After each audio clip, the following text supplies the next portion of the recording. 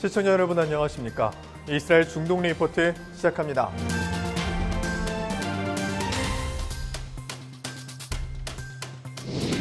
이스라엘이 남북으로 연일 보복 공습을 감행하고 있는 가운데 이스라엘 하마스 간 불안한 휴전 속에서 저강도 분쟁이 끊이지 않고 있습니다. 이스라엘이 고령층을 대상으로 한 코로나19 3차 백신 접종을 시작합니다. 이번 도쿄올림픽에 출전한 2명의 유도 선수가 이스라엘 선수와 상대하기 싫다는 이유로 기권했습니다. 첫 소식입니다.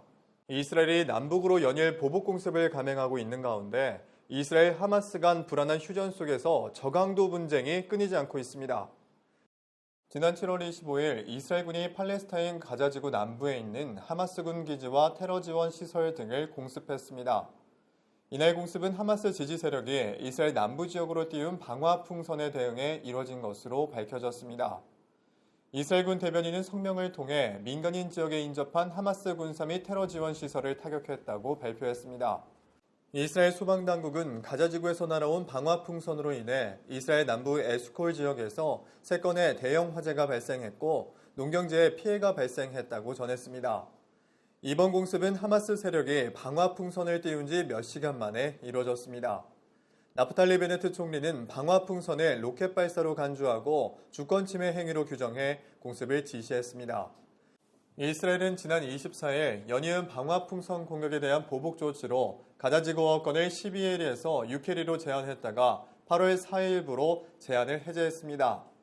이에 하마스 대변인은 공식 라디오 방송을 통해 가자지구에 대한 더 많은 규제는 더 폭발적인 저항으로 이어질 것이라고 위협했습니다. 한편 이스라엘의 폭격으로 인해 서부 시리아 국경지대에서 헤즈볼라와 이란 혁명수비대의 고위급 지휘관이 사망한 것으로 알려졌습니다. 이스라엘의 칸 공영방송은 지난 25일 이마드 알 아민 헤즈볼라 무장지휘관이 폭격으로 사망한 것을 현지 레바논 무장테러단체가 확인했다고 보도했습니다. 사우디 소재의 알 아라비아 방송도 이스라엘군의 홈즈 인근 지역 공습으로 인해 이란 혁명수비대의 고위급 군사 고문인 아마드 쿠레이시가 사망했다고 보도했습니다. 이스라엘은 지난 2011년 시리아 내전 이후 시리아, 레바논, 이스라엘 국경지대에서 발생하는 헤즈볼라와 이란의 무기 수송 및 세력 이동을 주기적으로 공습해온 바 있습니다. 이스라엘이 고령층을 대상으로 한 코로나19 3차 백신 접종을 시작합니다. 이스라엘 핵심 의료센터는 내부 임상 실험을 통해 60대 이상 기저질환자의 3차 백신 접종이 안전하다고 결론 내렸습니다. 이스라엘이 전 세계에서 처음으로 60세 이상 고령자에게 코로나19 백신의 부스터샷을 접종하기로 했습니다.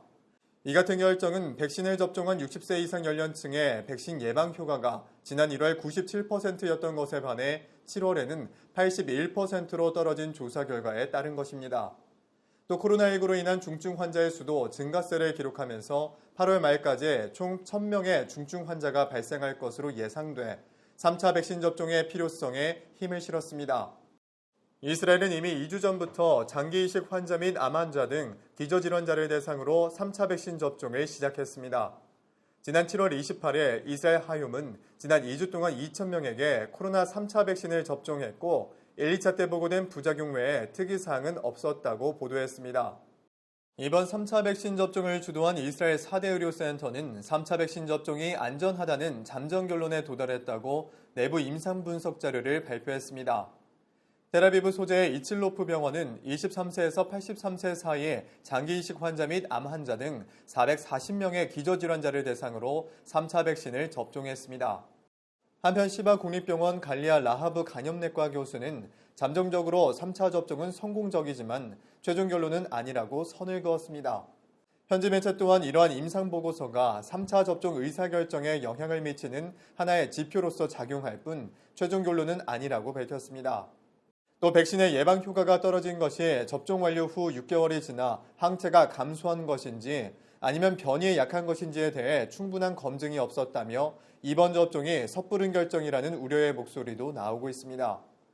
이스라엘은 델타 변이 바이러스의 확산으로 인해 신규 확진자 수가 2,000명대를 넘어섰고 중증 환자의 수도 일주일 전보다 2배가 넘는 수치를 기록했습니다. 이번 도쿄올림픽에 출전한 2명의 유도 선수가 이스라엘 선수와 상대하기 싫다는 이유로 기권했습니다. 두 선수 모두는 기권 사유에 대해 이스라엘의 팔레스타인 정책을 반대하기 때문이라고 밝혔습니다. 지난 7월 23일 도쿄올림픽에 출전한 알제리 국가대표 페티누린 유도 선수가 이스라엘 선수와 시합을 치르기 싫다는 이유로 기권했습니다. 누린 선수의 코치인 아마 베니클레프는 월요일 예선전 상대인 이스라엘 토아르 붓불 선수를 피하기 위해 기권했다고 밝혔습니다. 이어서 그는 대진 운이 좋지 않았다면서 이스라엘과 맞붙게 되어 경기를 포기할 수밖에 없었지만 후회 없는 결정이라고 전했습니다. 누린 선수도 23일 알제리 기자단에게 올림픽을 위해 많은 것을 준비했지만 팔레스타인 이슈가 이 모든 것을 압도한다고 밝혔습니다. 국제유도연맹은 선수와 코치 모두를 징계 조치했고 알제리 올림픽위원회 역시 2명을 선수단 제명 및 귀국 조치했습니다. 국제유도연맹은 성명을 통해 국제유도연맹에는 엄격한 차별금지 조항이 존재한다면서 누린 선수와 코치의 행동은 설립 이념 철학에 완전히 배치한다고 징계 사유를 밝혔습니다. 웨슨들은 누린 선수의 이스라엘 보이콧은 이번이 처음이 아니라며 지난 2019년 세계선수권 대회에서도 붓불 선수와 대진이 잡혀 기권 선언했다고 전했습니다. 한편 브라이트바트는 누린 선수에 이어 수단의 모하마드 압달라술 선수도 월요일 예정된 붓불 선수와의 시합에 불참했다고 보도했습니다. 이스라엘 유도 대표팀은 압달라술 선수가 어깨 부상으로 기권했다고 전달받았지만 아무도 믿지 않는 분위기였다고 매체는 전했습니다. 붓불 선수는 결국 대한민국 선수에게 패하면서 올림픽 7위에 머물렀습니다. 붓불 선수는 인터뷰에서 정치적인 논쟁은 회피하면서 메달을 목표로 올림픽에 왔지만 기대에 못 미치는 것 같다며 아쉬운 소감을 전했습니다. 오늘 저희가 준비한 소식은 여기까지입니다.